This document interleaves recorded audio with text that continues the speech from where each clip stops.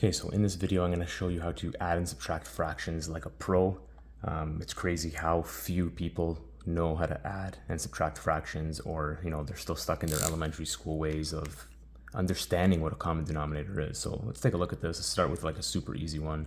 When you have the same denominator, you can go ahead and add. So this is just going to become a 6 over 3, which I could then reduce to a 2. Okay, it doesn't get easier than that.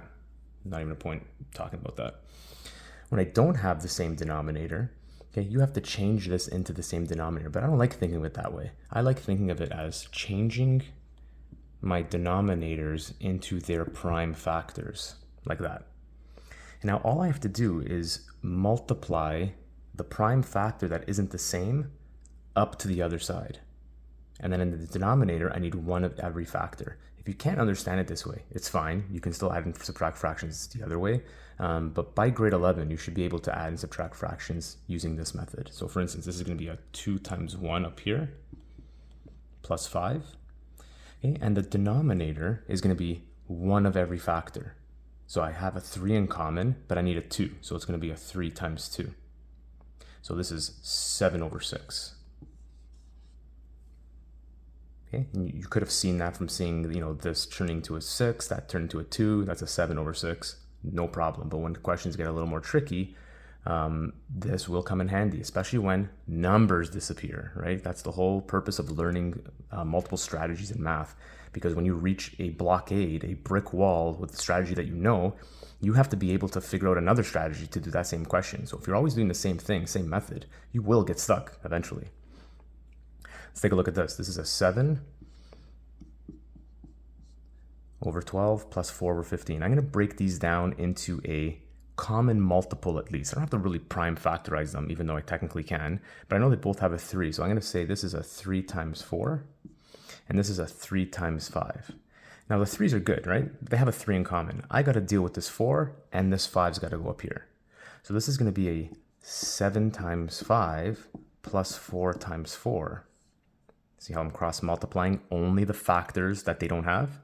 And at the bottom, I got to take one of every factor. I need a 3, I need a 4, I need a 5. So my answer is 35 plus 16 over 60. And that answer is 51 over 60. Okay, when I do this, when I use this method, I'm always going to be in lowest terms in my answer, because I'm only moving factors in like their minimal capacity. Okay, again, you could multiply these two together and cross multiply the 12 and the 15. If you've seen that before, that's perfectly fine, but you won't get right into your lowest term, or lowest form of your fraction. Okay, so we're gonna see another one like that next. Okay, so for these questions, you can see how quickly you can move using this strategy. So if I want to add these two fractions, instead of making them both, how to get them to 35, I could just cross these over. So that's a 20, right, at the top. That's a 21, right? So I could just write them right away, or I can think of them in my mind, and I can be able to do fractions, add and subtract fractions with crazy denominators in my mind. And then over here, I have to multiply these together. So right after my first step, I know the answer here is -1 over 35. Okay, really, really quickly. I can always do that. But when you have denominators that possibly share a factor, you should be aware that I only want to multiply a 4 in there, because if you imagine this is a 4 times 4, well, that's 2 4s, and that's 1 4, so 1 4 has to go over. So this is going to be a 3 plus 44 over 64. I need one of every 4. Actually, no, 16. And that's a 47 over 16. Done. Okay, let's take a look at this one. Nothing in common. 11's prime, 15 is a 5 and a 3. They don't really have anything in common, but I could still use that same strategy. Multiply those across and then multiply these together. So I can say 300 minus 77 over 165. Okay, and I can subtract 300. I do minus 80 is 320, plus 3, 323. Sorry, 223. And I'm done. Okay, so some fraction that looks crazy difficult because there's an 11 as a denominator with a large number on top of 20, As long as you know how to multiply by 2s and 11s, this is pretty straightforward. The hardest part of this question is probably the subtraction, which is, level 2. Really easy. Okay, so adding fractions, please use this strategy. Multiply across, and I'm going to show you one more thing, just in case you don't understand the 16 breaking into the 4 times 4. Again, you can always just multiply the entire thing across.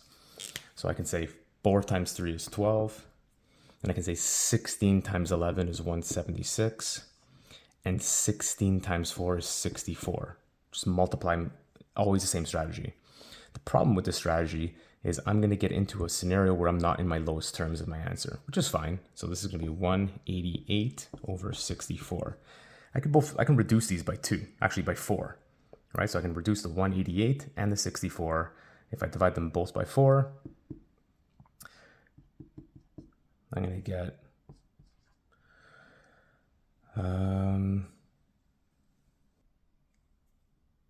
is 47. Okay, I do not like getting to my lowest form through larger numbers because I got problems I got to deal with here, like 188 divided by 4. Some people might need a calculator. There's just more issues involved with getting to larger numbers. We always want to try to stay to the smallest numbers to get out of the question as fast as possible and to reduce our probability for a mistake.